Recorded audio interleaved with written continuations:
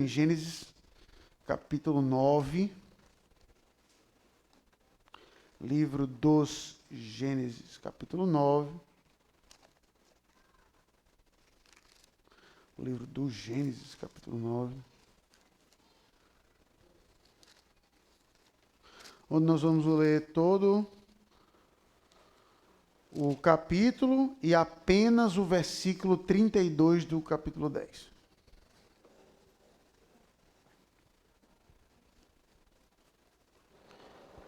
Gênesis capítulo 9,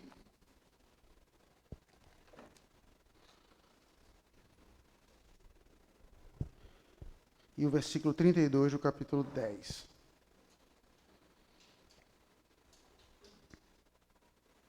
Diz assim a inerrante palavra do Senhor.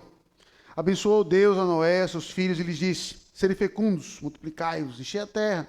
Pavor e medo de vós virão sobre todos os animais da terra, e sobre todas as aves dos céus. Tudo o que se move sobre a terra, e todos os peixes do mar nas vossas mãos serão entregues. Tudo o que se move e vive ser-vos-á para alimento, como vos dei a erva verde, tudo vos dou agora. Carne, porém, com sua vida, isto é, com seu sangue, não comereis. Certamente requererei o vosso sangue, o sangue da vossa vida, de todo animal o requererei, como também da mão do homem, sim, da mão do próximo, de cada um requererei a vida do homem. Se alguém derramar o sangue do homem, pelo homem se derramará o seu, porque Deus fez o homem segundo a sua imagem. Mas sede fecundos e multiplicai-vos, povoai a terra e multiplicai-vos nela. Disse também Deus a Noé e a seus filhos: eis que estabeleço a minha aliança convosco e com a vossa descendência, e com todos os seres viventes que estão convosco, tanto as aves, os animais domésticos e os animais selváticos, que saíram da arca, como todos os animais da terra. Estabeleço a minha aliança convosco. Não será mais destruída toda a carne por águas de dilúvio, nem mais haverá dilúvio para destruir a terra. Disse Deus: este é o sinal da minha aliança que faço entre mim e vós, entre todos os seres viventes que estão convosco para perpétuas gerações. Porém, na nuvens o meu arco será por sinal da aliança entre mim e a terra. Sucederá que, quando eu trouxer nuvens sobre a terra, e nelas aparecer o arco, então me lembrarei da minha aliança, firmada entre mim e vós, e todos os seres viventes de toda a carne, e as águas não mais se tornarão em dilúvio para destruir toda a carne. O arco estará nas nuvens, vê-lo-ei, e me lembrarei da aliança eterna entre Deus e todos os seres viventes de toda a carne que há sobre a terra. Disse Deus a Noé: este é o sinal da aliança estabelecida entre mim e toda a carne sobre a terra. Os filhos de Noé que saíram da arca foram Sem, Cã e Jafé. Cã é o pai de Canaã. São eles os 3 filhos de Noé, e deles se povoou toda a terra. Sendo Noé lavrador, passou a plantar uma vinha. Bebendo do vinho, embriagou-se e se pôs nu dentro da sua tenda. Cã, pai de Canaã, vendo a nudez do pai, fê-lo saber, fora a seus dois irmãos. Então, Sem e Jafé tomaram uma capa, puseram-na sobre os próprios ombros de ambos e, andando de costas, rostos desviados, cobriram a nudez do pai sem que a vissem. Despertando Noé do seu vinho, soube o que lhe fizera o filho mais moço, e disse: maldito seja Canaã, seja servo dos servos a seus irmãos, e ajuntou: bendito seja o Senhor, Deus de Sem, e Canaã lhe seja servo. Engrandeça Deus a Jafé, e habite ele nas tendas de Sem, e Canaã lhe seja servo. Noé, passado o dilúvio, viveu ainda 350 anos. Todos os dias de Noé foram 950 anos. E morreu. Versículo 32, tá certo, do capítulo 10, diz assim: são estas as famílias dos filhos de Noé, segundo as suas gerações, nas suas nações, e destes foram disseminados as nações na terra, depois do dilúvio. Vamos orar? Senhor Deus, que teu Santo Espírito nos ilumine para entendermos a tua palavra. Deus, que esse texto tão conhecido, tão iconográfico nas nossas mentes, possamos ver a glória e a beleza de Cristo Jesus, mais do que tudo, ó Deus, e descansarmos no Deus que é o nosso Deus. Então, ó Santo Espírito, destampa os nossos ouvidos e os nossos corações, em Cristo que nós oramos. Amém.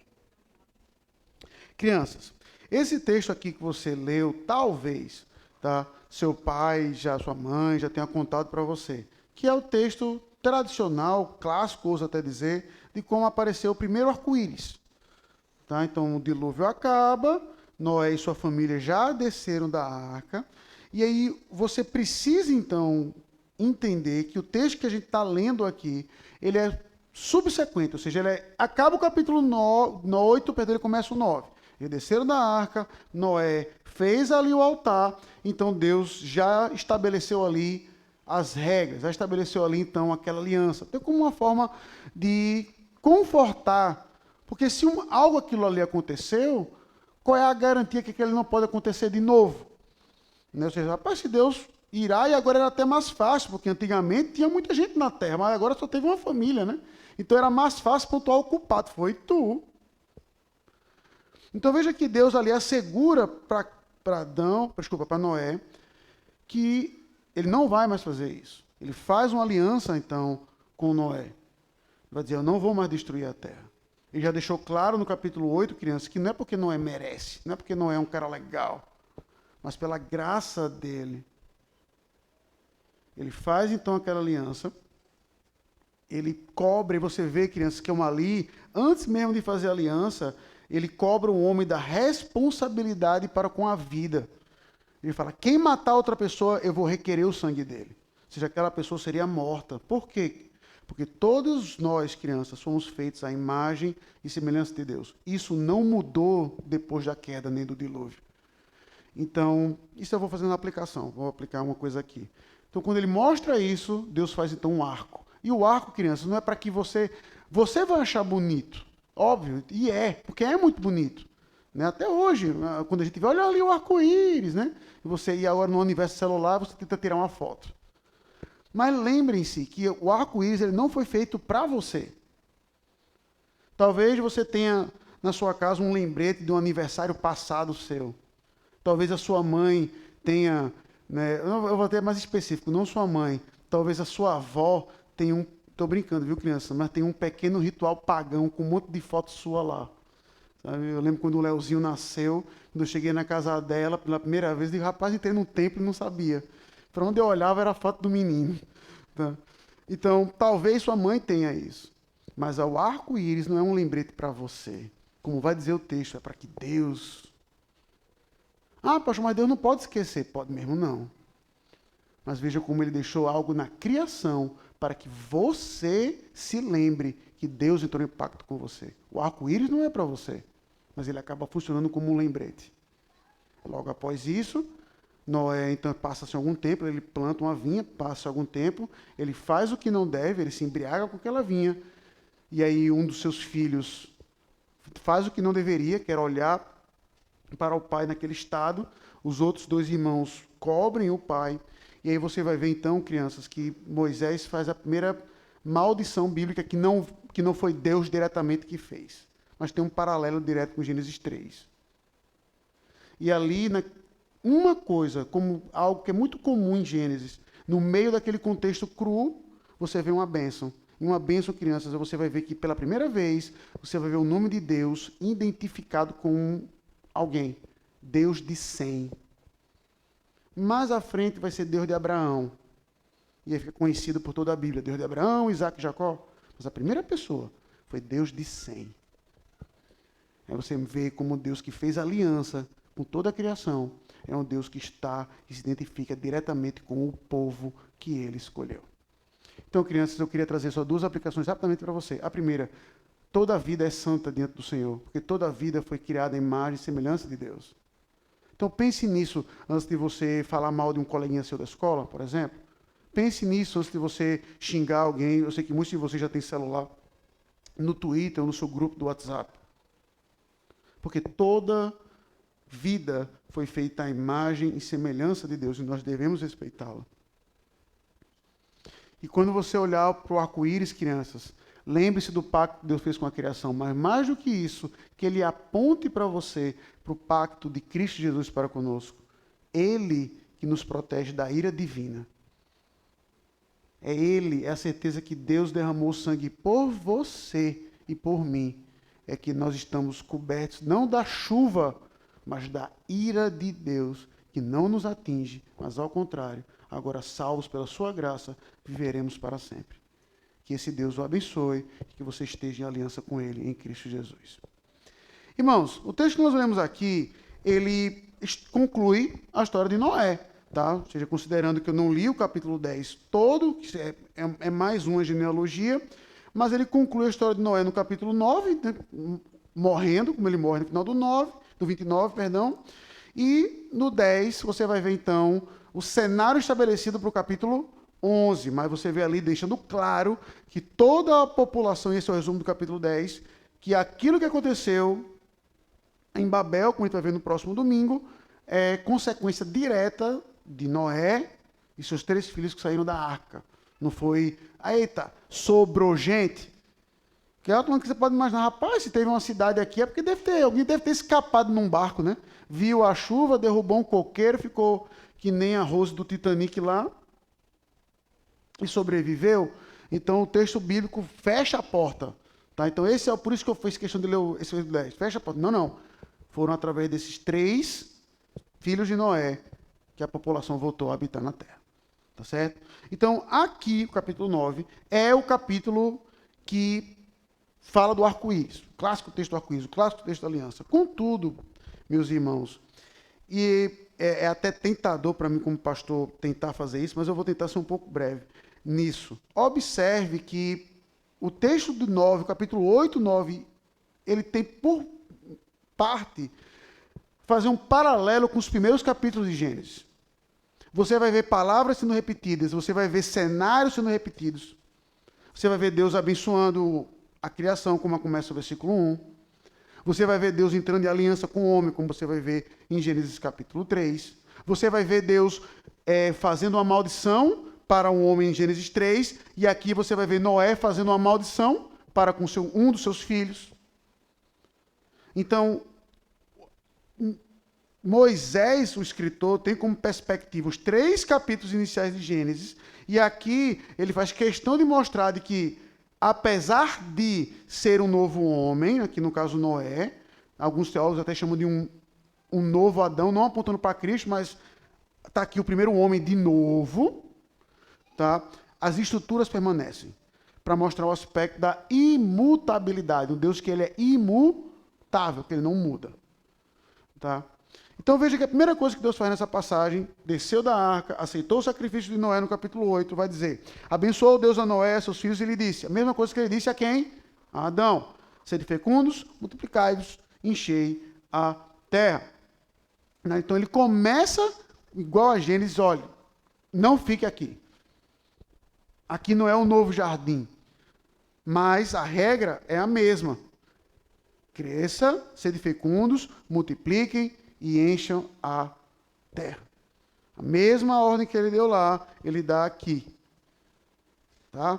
Então, quando ele dá essa ordem para Noé, o versículo 2 já deixa claro que o contexto é diferente. Porque quando Deus deu essa ordem para Adão, ele estava no meio do jardim. Ele não tinha que temer a criação. Ao contrário, ele estava em plena harmonia com a criação. Ele não precisava nem matar a criação para se alimentar. Ele se alimentava de vegetais. Então, o versículo 2 é já a grande prova que, apesar do 1 ter suas similaridades, ter suas continuidades, o 2 já mostra aqui uma descontinuidade. Onde Deus vai lembrar o homem algo que até parece contraprodutivo, onde vai dizer assim, pavor e medo vos virão de sobre todos os animais da terra e sobre todas as aves do céu. Tudo que se move sobre a terra e todos os peixes do mar, nas vossas mãos serão entregues. Ou seja, não é você que tem que ter medo da criação, é a criação que vai ter medo de você. Você vai ter domínio sobre tudo. Então veja que é dito o que é dito a Adão. Sujeitai a terra. Só que não é simplesmente dito sujeitai a terra. É dito, eles vão ter medo de você. E é aqui que eu falei que parece, né, um pouco contraprodutivo, porque pegue o meu caso, por exemplo, oriundo do Recife. Quem é que vai dizer que não tem medo de tubarão? Tá certo? Ou seja, ei, pastor, quem é que não tem medo de tubarão? Ou então está feita a Patrícia. Patrícia, todo bicho que ela vê, ela pergunta se morde. E agora ela aprendeu um sinônimo. Ela pergunta, isso aqui morde? Não. Ela emenda. Isso aqui pica? Isso aqui pica? Tá? Você, pronto, não tem jeito. Aí quando eu digo também não, feito uma borboleta hoje de manhã, voltando da igreja. E ela faz o quê? Eu digo, ela voa, minha filha. Não sei. Só isso. O ponto é, veja que ela, desde criança, ela tem um pouco de medo da criação, porque ela sabe que a criação pode morder, que a criação pode picar. Mas o texto bíblico vai dizer, e com razão, que é a criação que tem medo da gente, porque me diga qual é o animal que o ser humano não consegue matar. Não importa o tamanho da baleia, nós temos um canhão que a mata. Então, o texto aqui é óbvio, como eu falei no sermão passado. Não estou dizendo que você deve fazer isso, ou que você pode fazer. O texto simplesmente mostra de que, como, do ponto de vista prático, Deus deu todas as ferramentas para o ser humano para que ele não tenha medo da criação, mas a criação tenha medo dele. E no contexto de pecado, o próprio Deus vai dizer, eu estou lhe dando uma regra nova aqui, que eu não dei a Adão, justamente por isso. Mas nunca selvageria. E aí veja, no versículo 3, então, ele vai dizer assim, tudo que se move, visse-vos-á por alimento, como vos dei a erva verde, tudo vos dou agora. Então veja, não tem nem o que especular. Até Gênesis 9, o que o homem comia era vegetal. Só. Então, eu não entendo, e aqui permita-me, o argumento nem meu é, mas quando eu li isso pela primeira vez, eu disse, eu preciso concordar que faz sentido. Por séculos a fio, talvez milênios a fio, o ser humano só comeu vegetal. Você vai olhar para mim e vai dizer assim, pastor, isso é muito sem graça. Eu concordo. Mas, eu não vou fazer isso uma aplicação, mas acho justo pontuar aqui, como pontuou um pastor, de que se por tanto tempo Deus colocou no cardápio apenas vegetais, para dar carne apenas no capítulo 9, isso para mim é um indicativo simples e direto de como vegetais devem constar na maior parte da nossa alimentação e não as outras coisas. Então ele não defende a pessoa ser vegetariana, por exemplo, ou vegana, mas que a base da sua alimentação ela seja contida de vegetais. Antes que alguém me pergunte na saída, não, a minha não é. Me antecipo, tá? Mas o ponto ainda assim é válido, tá? Então, bem, a partir então desse momento, Deus disse, você pode comer tudo, não apenas vegetais. A linda invenção do churrasco foi dada aqui. Só que observe que no que Deus dá a liberdade de todas as coisas, no 4, uma restrição. Então ele dá a liberdade, a criação vai ter medo de você, vai ter pavor de você. Você vai sujeitá-la de um ponto que você vai poder comê-la. E veja que Deus aqui, ele não faz distinção entre animais imundos ou não. Isso vai aparecer em Êxodo. Tá? No capítulo 8, você vai ver falando disso, já preparando o caminho lá para frente. Mas aqui Deus diz, pode comer tudo. Tudo. Tá?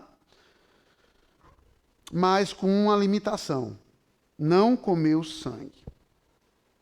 Tá? Então veja, irmãos, essa limitação, ela caiu no Novo Testamento. Hoje os crentes não têm o porquê ter nenhuma restrição alimentar do ponto de vista teológico. Tá certo? Do ponto de vista de saúde, obviamente, cada um com cada um. Mas do ponto de vista teológico, hoje, nenhum crente está restrito na sua alimentação.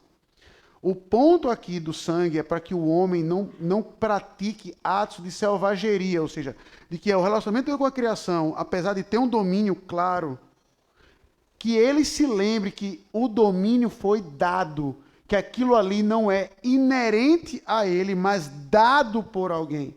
Então, a partir do momento que Deus coloca uma restrição e vai dizer, não coma do sangue, para que você se lembre o quê? Que a vida é minha. Você matou para o seu consumo porque eu lhe dei permissão. Então, a proibição de Noé não poder comer galinha cabidela não era porque podia fazer mal naquele tempo. Era porque a própria alimentação dele o lembrasse que o domínio dele sobre a criação, que a liberdade que ele tinha sobre a criação, tinha limites. E aí veja que Deus vai pegar esse princípio de limite e vai estender ao homem. Então veja que a ênfase de não comer sangue, de não praticar então selvageria, não é porque faz mal. Ele mostra claro quando vai dizer no versículo 5, eu vou requerer o vosso sangue. Quem matar será morto. Eu vou requerer o sangue dele. Deixando claro a quem o homem presta contas. E aqui, irmãos, permita-me um pequeno parêntese teológico. Porque o dilema sempre de um pastor, quando vê uma coisa teológica, né, é ir para o ponto teológico ali. Esse texto, apesar de ser o texto que fala sobre pena capital pela primeira vez, a ênfase do texto não é essa. Aí eu sempre acho complicado eu dar ênfase em algo que não é enfatizado na passagem, mas eu acho justo comentar. Eu só quero me ater a uma coisa. O princípio da pena capital, como estabelecido aqui em Gênesis 9, é o princípio de que a vida do homem que foi feita à imagem e semelhança de Deus foi morta. Então, toda a vida, ela tem um valor inerente, não por causa das suas ações. Não é, fulaninho é bom porque ele fez isso, meu pai é uma pessoa boa, minha mãe é uma pessoa boa. Não, não. Toda a vida, aos olhos do Senhor, é santa num aspecto, que ela tem a imagem e semelhança de Deus. Não importa se o cara é o pior bandido da face da terra. A imagem está tão deturpada, mas ali está. E só o fato da vida dele estar ali, nós devemos respeito. Pastor, aí caso você use a frase respeito só para quem merece, pronto, lembre-se disso. Ele merece a partir do momento que ele foi feito à imagem e semelhança de Deus. Então Deus estabelece a pena capital para exatamente como limite. Se você se esquecer disso, eu vou requerer de você o sangue. Tá? E alguém pode perguntar o que é válido e dizer assim, mas pastor, pena capital hoje, o senhor é contra ou a favor? Aí, como eu falei, não vou transformar isso no estudo teológico. Mas, irmãos, observem uma coisa. Na Bíblia, sempre olhe a curva do assunto. Tá? Então, por exemplo, para não fugir do texto, olhe a curva da alimentação. Começou com o homem comendo o quê? Vegetal. Depois, tudo. Aí, quando chega em Êxodo, a curva agora tem outra variação. Não é bem tudo. Tem animal que você pode, tem animal que você não pode. Mais na frente, liberou tudo. Então, quando você vai dizer o que é que o crente pode ou não comer, você tem que olhar essa curva. Olha ali na história. Então, quando vai dizer pena capital, pode hoje, não pode hoje, eu entendo que pode. Eu digo logo. Mas, para mim, o que ainda é o gargalo, para não fazer disso um palanque, é por que motivo uma pessoa deve ser morta hoje. Porque aí quando você olha para essa curva, em particular na Bíblia, você vai ver que o próprio Deus, não é um homem, é Deus, em Êxodo, estabelece N outros motivos pelo qual uma pessoa deve morrer. Então a pergunta é, por que eu vou defender esse e não os outros também? Se em nenhum lugar essas leis são diretamente revogadas. Percebe o problema? Então, eu acho sim válido a pessoa entender, existe pena capital em caso de assassinato, isso é claro. Mas a defesa da aplicação da pena capital hoje no mundo seria em que casos? Já que a Bíblia prevê N situações. Tá? Então, eu não acho tão simples como olhar para Gênesis 9 e dizer, pode ter pena capital em caso de assassinato. Não, pode. E as outras coisas? Aí não pode. Mas por quê? Então, o dilema é um pouco mais complexo, sabe, do que teólogo de Twitter tenta dizer para você. Tá bom? Então, dito isso, o fato é que aqui sim estabelece pena capital. Mas veja que ainda de forma limitada. Por quê? Porque Deus não coloca quem é o executor, diz que é ele. Eu vou requerer o sangue dele. Ele não diz assim, Noé, tu vai pegar e matar alguém? Ele não estabelece a forma. Eu vou requerer. Tá? Para ficar claro que o homem, como diz o versículo 6, foi feito à imagem e semelhança de Deus. E então, no 7, como conclui essa parte da narrativa, ele mais uma vez faz a mesma ordem, com outras palavras. Sede fecundos, multiplicai-vos, povoai a terra, ou enchei a terra, multiplicai-vos nela. Então, aqui, a partir do 8, então, Deus vai estabelecer, como vai dizer a palavra no 9, palavra essa que igual a Gênesis 8, pode ser melhor traduzida por confirmar, que passa a ideia de uma previedade, de uma aliança, ou seja, que Deus não está começando aqui uma nova aliança, mas estabelecendo a aliança prévia, ou seja, algo que ele já fez com Adão, com todos os elementos do pacto, como nós vimos em Gênesis 3, e aqui então ele está estabelecendo essa aliança então com Noé, confirmando, perdão, a palavra melhor traduzida, essa aliança com Noé. E cada pacto na Bíblia, né, ao longo do Pentateuco, como nós vamos estudar, nós vamos ver pelo menos mais 2. Né? Um mais perto agora com Abraão, um em Êxodo 24. E você vai ver que cada pacto, cada dispensação do pacto, ela tem suas características, suas nuances. O de Noé é um pacto bem geral. Se você ler o versículo 10, você vai ver que o alvo da aliança não é estritamente o homem, mas toda a criação. Tem um caráter global. A minha aliança com quem? Com a vossa descendência, está no 9, é verdade. Mas também, seres viventes estão convosco, aves, animais. Então, o caráter dessa aliança é um caráter global. É uma promessa que Deus está fazendo não apenas ao homem, que ele não seria mais destruído com água, mas a toda a criação. Bem, qual é então este sinal da aliança? Como vai dizer o versículo 13, porém nas nuvens o meu arco. Esse será o sinal da aliança entre mim e a terra. Então, como eu falei para as crianças, a gente é tão ruim, né? A gente é tão orgulhoso que tudo a gente tenta tornar para a gente. Então, Deus colocou o arco-íris para que a gente se lembre. Não. Como nós lemos aqui, tá? Você vai ler aí veja aí a partir do 16. Deus colocou isso como um lembrete para Ele. Eu vou me lembrar. Quando eu ver. Veja que ele ignora por completo o homem. Ele nem fala quando você vê. Eu vou colocar um sinal. Eu vou ver. Então, veja. Do ponto de vista prático, o que você tem que entender é uma coisa. Por que Deus está dizendo isso? Para que o homem veja como aquilo ali é uma obra encarregada do próprio Deus. Para que fique claro que aquilo ali não é movido a paixões. Que aquilo ali, o homem não pode mudar. Ou seja, porque se Deus falasse assim, olha, se eu colocar o arco-íris para quando tu ver, tu se lembrar, muito bem. Aí, o que é interessante é, você vê arco-íris com frequência, ou eu vou colocar em outros termos, você vê arco-íris toda vez que chove? Não. Aí imagine então você no lugar de Noé, chovendo barbaridade, e ele olhando para o céu. Cadê o arco-íris? Não veio, lascou. Vamos morrer de novo. Cadê a arca? Sobrou alguma coisa dela? Pois pode entrar. Eu não estou vendo, como é que eu vou saber que ele não vai morrer? Se Deus colocasse o homem como referencial, vou colocar para que você se lembre, ia ser um problema. E do jeito que a gente a gente já faz isso. Só porque eu vou para o shopping, choveu. Só porque eu ia para o parque, choveu.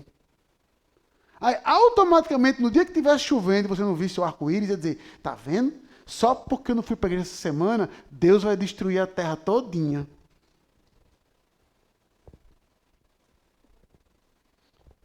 É Deus que é o referencial. É para que você se lembre, eu, não você, é unilateral. Eu estou fazendo uma aliança. Veja que não é dito que a criação ou Noé tem que fazer nada. Noé só está lá, só balançando a cabeça. Não diz assim, Noé, faz isso. Se tu fizer isso, Noé, eu boto um arco e tu não vai ser destruído. Eu vou fazer isso. Quando eu ver, eu vou me lembrar e eu não vou destruir. Acabou a história. O homem, ele é um mero observador aqui, mas ao mesmo tempo, ele é o observador, mas ele é alvo dessa bênção. Ele está escutando aquele pacto com toda a criação e ele está percebendo que ele não merece, mas ele foi salvo das águas. E agora, o arco é um lembrete que ele também é salvo da ira divina do Senhor.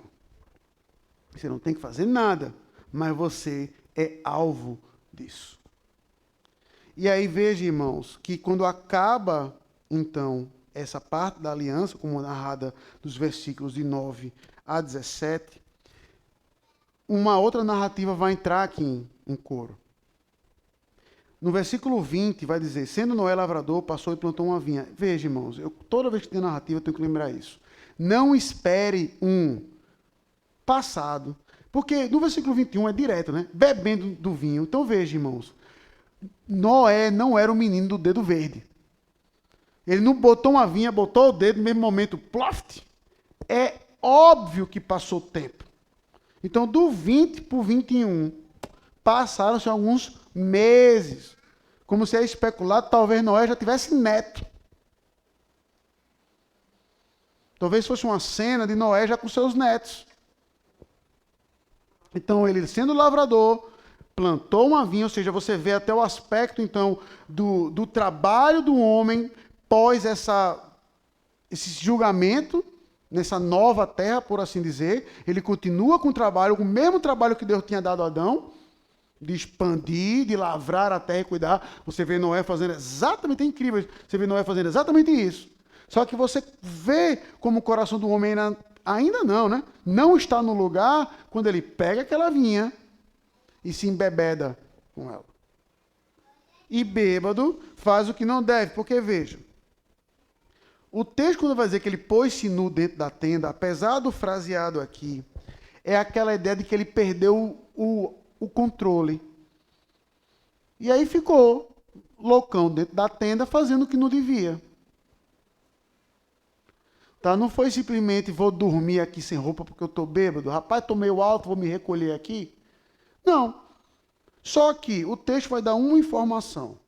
Que ele estava dentro da tenda. Ou seja, ele estava fazendo algo errado, mas em privado. Onde ninguém podia olhar. Aí no 22 temos um problema. Qual? Cã, pai de Canaã. Então, para ele poder ver a nudez do pai, não foi o caso, ele chegou assim, pai, abriu a tenda e disse, eita! Não foi isso que aconteceu. A ideia, alguns comentaristas vão assim, provavelmente Cã, ele abusou do pai. É difícil você dizer isso com as palavras que aqui estão no texto. Você vai olhar o hebraico para frente e para trás e não dá essa ideia. Não dá a ideia de bulinar, de mexer e por aí. Realmente não dá. Agora, a palavra para vendo aí é a ideia de encarar. Isso é fato. De que Cã, ele entra, ou seja, ele entra não onde não deveria, mas era um lugar privado, ele não estava na casa de Cã. Ele entra e fica encarando a nudez do pai. Tá certo? Ele fica encarando aquela nudez, algo que ele não deveria fazê-lo. E ao invés de já resolver o problema, como vai dizer o versículo 23, o que é que ele faz? Versículo 22, e diz para os seus irmãos. Então, o que o texto narrativamente quer lhe mostrar é o contraste do comportamento de Cã com o comportamento de Sem e Jafé. Porque Cã vê e divulga, e Sem e Jafé não olham e encobrem. Então o texto quer lhe mostrar esse contraste. Tá? De um que vê e divulga, papai está peladão na tenda dele. Aí você vai dizer, poxa, é golpe baixo, porque os irmãos já sabiam disso. Eles podiam se preparar. Pois é, só que se os irmãos fossem feito Cã, bora lá ver aquele velho maluco. Bora lá ver a nudez dele. Mas não é o que eles fazem. É o contrário. Escondem o rosto, viram o rosto, já vão com a capa. E ao invés de expor para os netos que ali estivessem, cobrem. Quando Noé sai da sua ressaca, acordando ele, como vai dizer o versículo 24, sabe do que aconteceu. Aí você vê a primeira maldição que uma pessoa dispara com outra diretamente. Maldito seja Canaã, seja servo dos servos a seus irmãos. Mas, no versículo 26, você vai ver então algo que aparece pela primeira vez na Bíblia. Você vê Deus, até o presente momento, se relacionando diretamente com dois homens, Adão e Noé. E veja que Noé foi o primeiro a quem Deus disse assim, achou graça aos olhos do Senhor. mas coube ao filho dele, como diz o versículo 27, versículo 26, perdão. Bendito seja o Senhor, Deus de Sem. É a primeira vez na Bíblia que você vai ver o nome de Deus atrelado ao nome de outra pessoa. Nós conhecemos tradicionalmente o Deus de Abraão, Isaac e Jacó.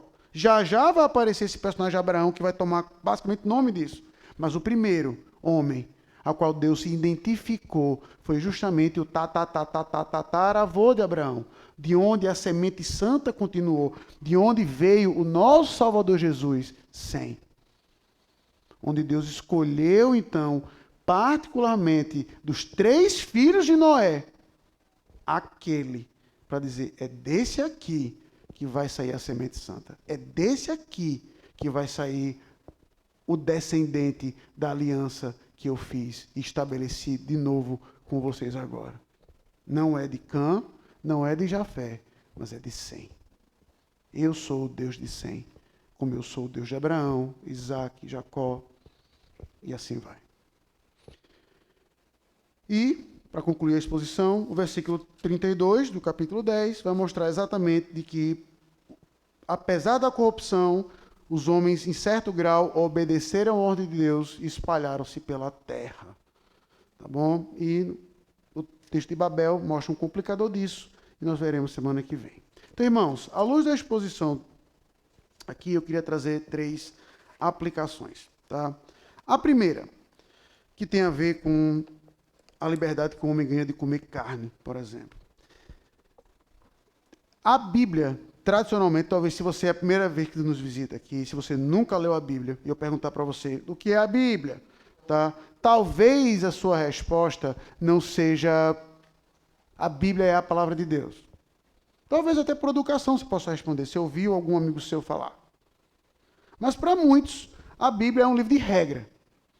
E para muitos, o cristianismo é o que eu posso ou não posso fazer? Pastor, eu posso fazer isso? Pastor, eu posso fazer aquilo? Pastor, eu não posso fazer isso? Pastor, é certo fazer isso? E automaticamente, o nosso pensamento é automaticamente como o dos fariseus, por muitas vezes, que é qual? Que existem regras, sim, que um crente deve obedecer, com certeza, mas não é suficiente, né? Que a gente quer que os outros obedeçam conforme a nossa visão de mundo. Ah, isso aqui tem que fazer mais. E por muitas vezes o nosso próprio grau de prisão para outra pessoa é escondido numa capa de piedade. Um exemplo. Vamos supor que na Bíblia dissesse, você não pode pegar num púlpito preto. Você não pode pegar num púlpito preto. Talvez você, como fariseu, eu como fariseu, ia dizer assim, não, é melhor eu nem chegar perto. Você ia pegar a regra que era não pegar no púlpito preto, ia aumentar, ia dizer, não chegue perto. Aí alguém ia perguntar, mas quantos metros é perto? 1 metro? 2? 50? Aí alguém ia dizer, pois já sei, você não pode estar no mesmo ambiente que o púlpito preto. E aí ia escalonar para alguém dizer, quem está no mesmo ambiente do púlpito preto ou tocar no púlpito preto tem que ser morto. Ia escalonar para certeza. Quando você olha esse texto de Gênesis 9, veja que Deus diz para o homem assim, e isso é proposital. Em Gênesis 2, ele dá só uma proibição para Adão. Adão, não coma da árvore. Mas ele não diz para Adão, Adão, tu pode fazer isso, tu não pode fazer isso. Só diz uma coisa, não coma da árvore e o resto, liberado. Não coma da árvore e o resto, pode fazer. Então, quando você olha por essa perspectiva, não tem muita regra não, era só uma. E aqui, só uma também. Uma também, porque a outra, que é a regra do qual? Não coma o sangue da carne. Para que isso te lembre a quem pertence a vida. E é justamente por isso que você não vai matar ninguém. Mas olha o grau de liberdade que nós temos. Ah, pastor, mas peraí, calma lá. A lei ela não foi entregue. Existem muito mais coisas mais na frente do que o crente pode ou não fazer. Ok. Mas existem muito mais coisas que um crente pode fazer do que um crente não pode fazer. Isso é fato. Isso é fato. A Bíblia, por exemplo, hoje, ela não regula mais sua alimentação, por exemplo. Ela regula se você deve, com quem você deve ou não casar, de um ponto de vista só. Você deve casar no Senhor. Mais que isso, se você vai casar com uma mulher que é alta, que é baixa, a Bíblia não regula nada.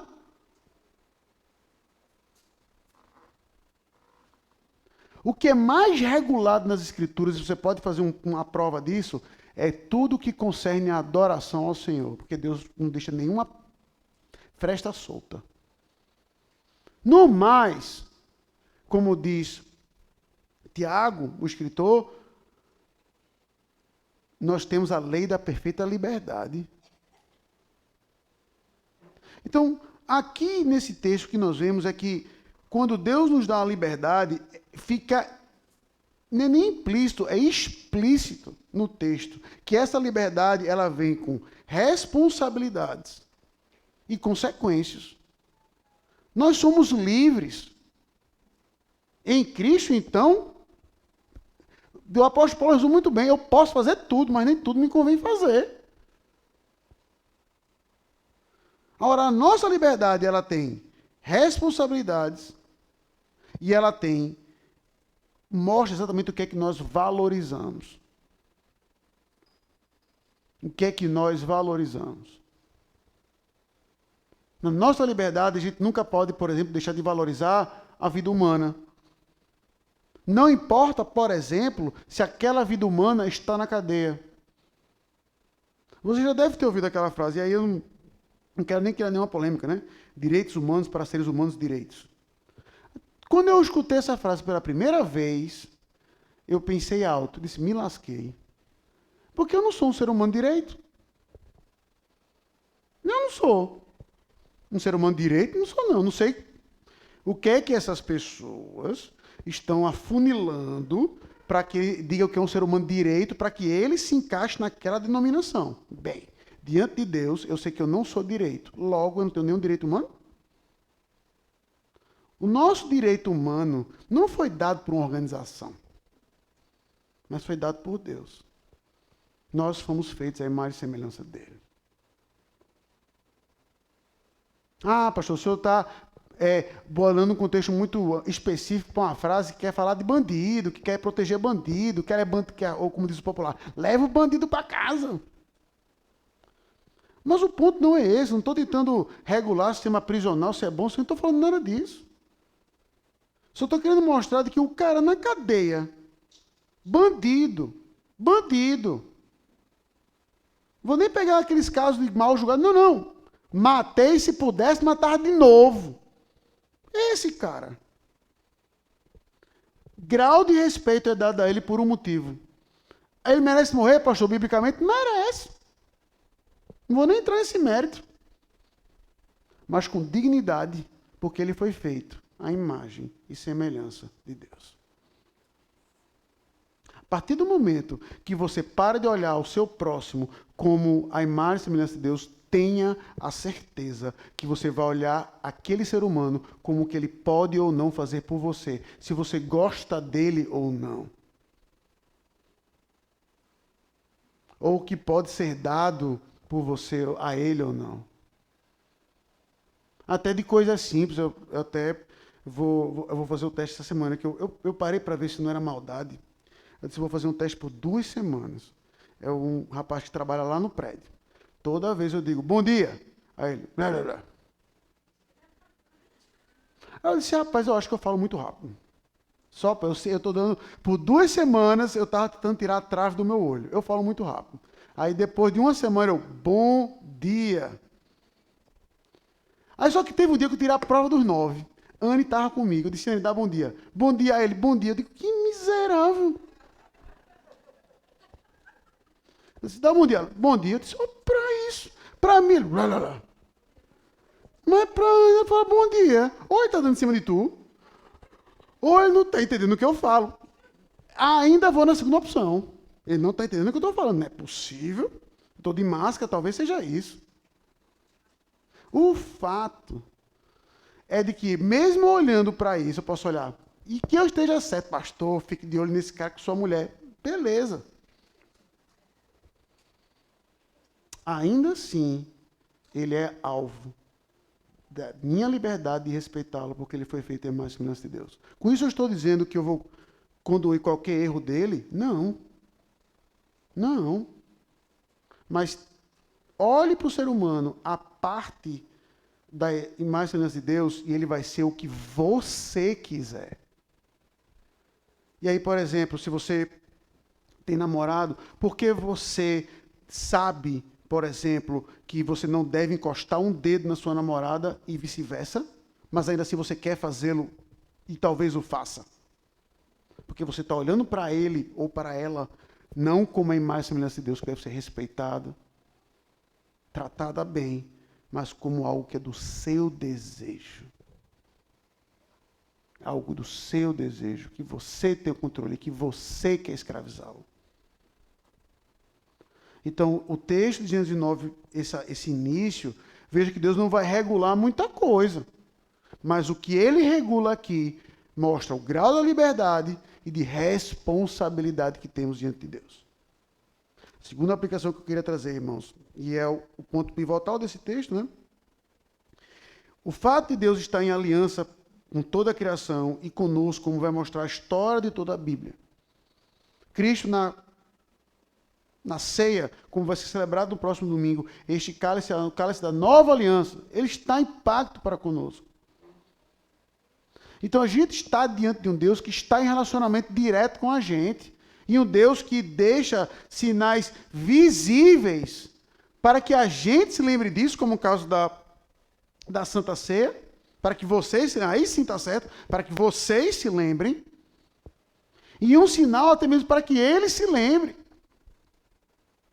Com uma certeza que mesmo que eu não veja o arco-íris, eu sei que Deus está em aliança comigo. Como nós lemos, tá certo, em Jeremias, não tem como, ou seja, se alguém puder violar a minha aliança que eu tenho com o dia e com a noite, ou seja, se alguém puder transformar o dia para que não seja mais dia, a noite para que não seja mais noite, nesse dia a minha aliança vai ser violada, ela vai dizer, pastor, não tem como fazer isso. Exato!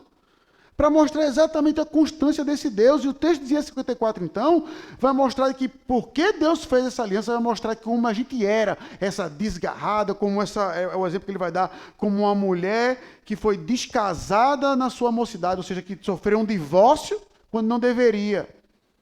Ficou escanteada, produto danificado. Até esse pensamento que algumas pessoas têm, e não deveriam, diga-se de passagem. Deus vai mostrar. Mas olha, como eu, e é uma expressão profunda, seu marido, seu redentor.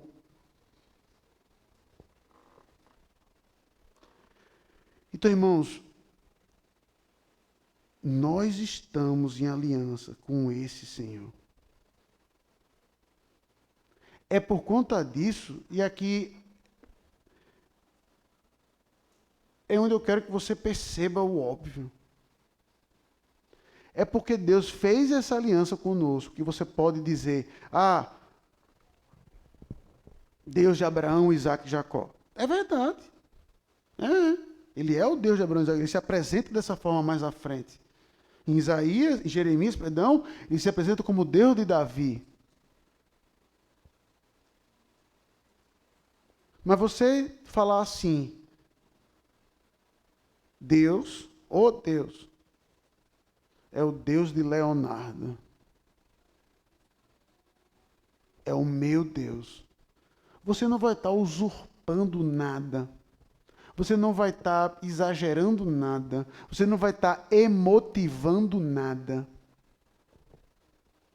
Você vai estar mostrando que você está em aliança para com Deus. E Deus deixou sinais provas, evidência disso, e a maior de todas, que ele deu Cristo Jesus. Não para nos proteger da chuva. Porque hoje chove, e como chove na vida dos crentes. Mas para nos proteger da ira divina. O grande arco hoje para o crente não é o arco-íris, mas é algo mais sangrento, mais doloroso, que é a cruz de Cristo. É exatamente naquela cruz onde o crente pode olhar e dizer, está ali, o meu arco-íris. É a certeza que quando Deus olha para mim, Ele não olha para mim em raiva, Ele não olha para mim com a vontade de destruir. Porque, irmãos, e aí entenda, já que eu estava falando de bandido no início, vamos dar um exemplo. Qual seria a sua reação diante da pessoa que matou o seu filho?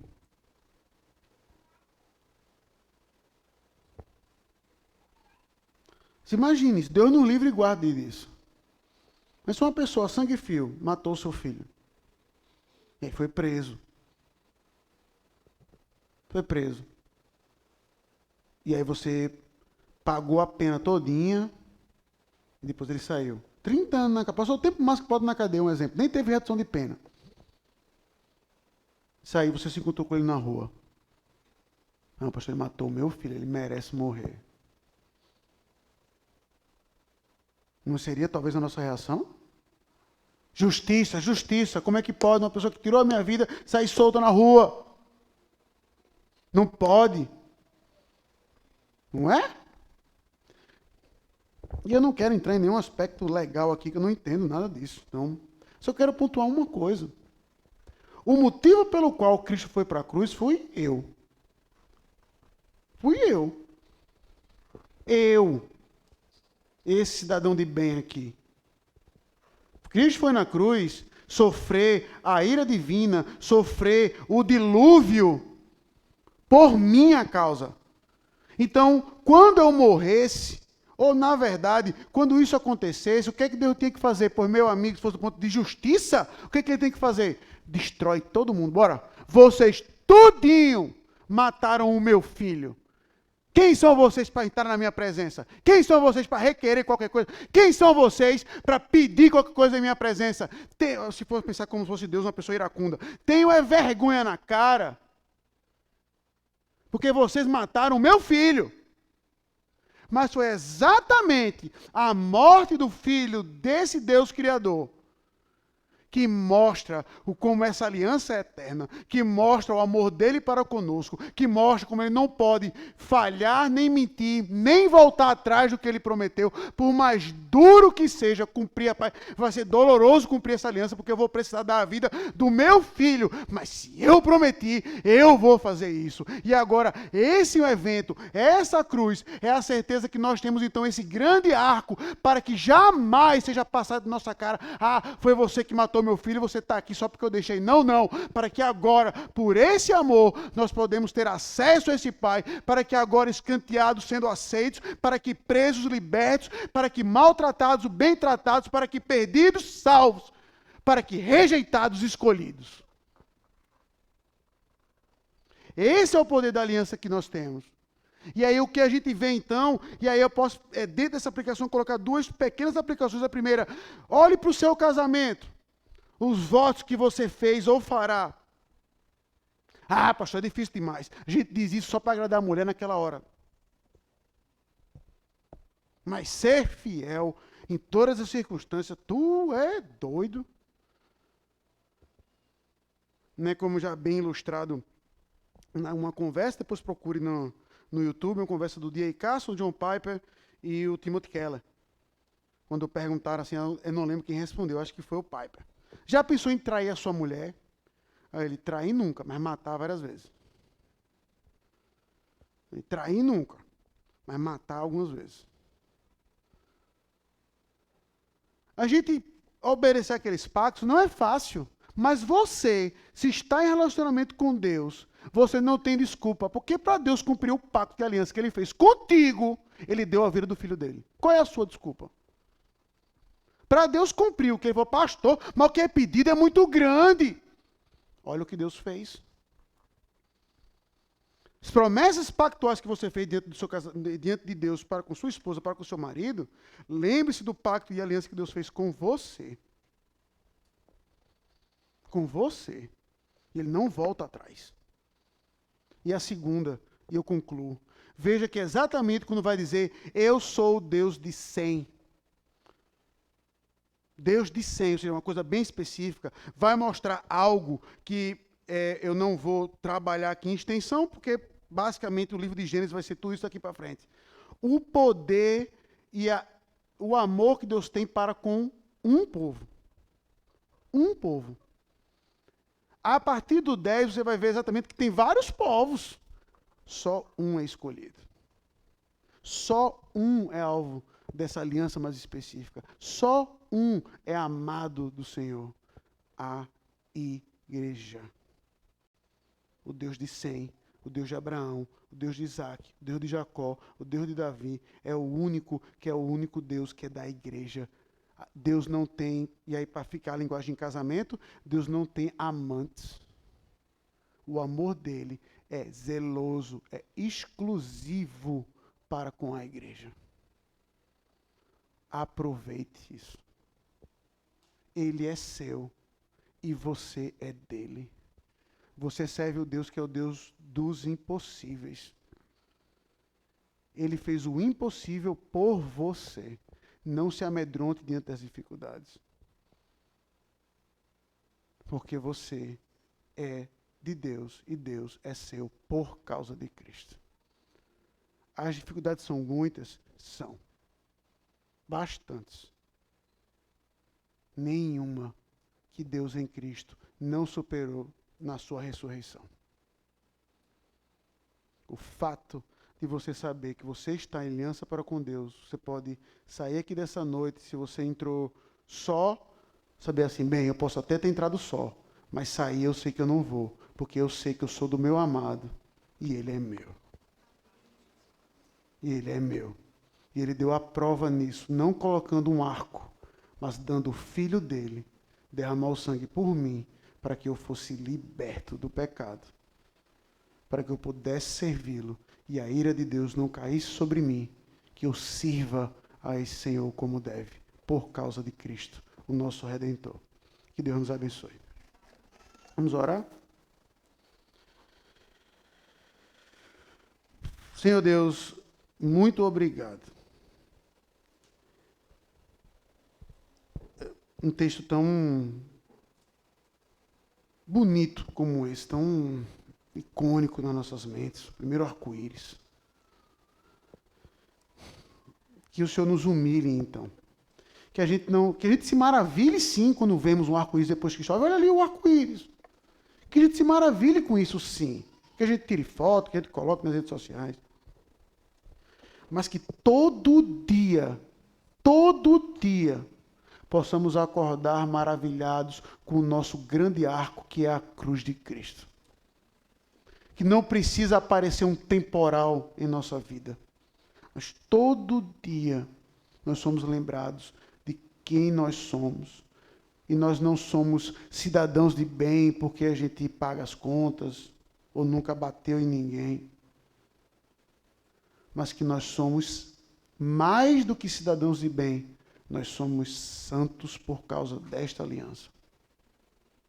Nós temos identidade. Na verdade, é algo tão bonito, tão poético, que o Senhor que se identifica é o Deus de Sem.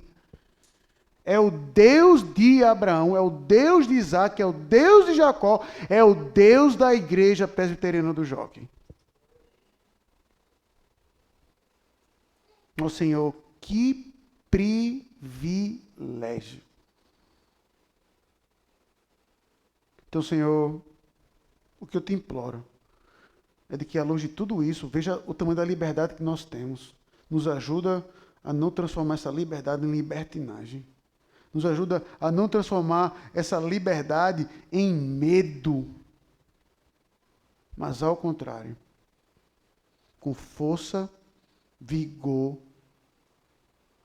possamos obedecer ao Senhor com a lei da perfeita liberdade, certos de que nós somos teus filhos, teus amados, tua noiva, teus escolhidos, que o Senhor tem uma semente santa, que o Senhor tem uma raça eleita, raça essa que independe de cor, que independe de nascimento, que independe de valor financeiro, que independe de conquistas, que independe de status, mas raça essa que só vem a ser por causa da aliança em Cristo Jesus. Muito obrigado, Senhor, porque não há ser humano que mereceria estar lá.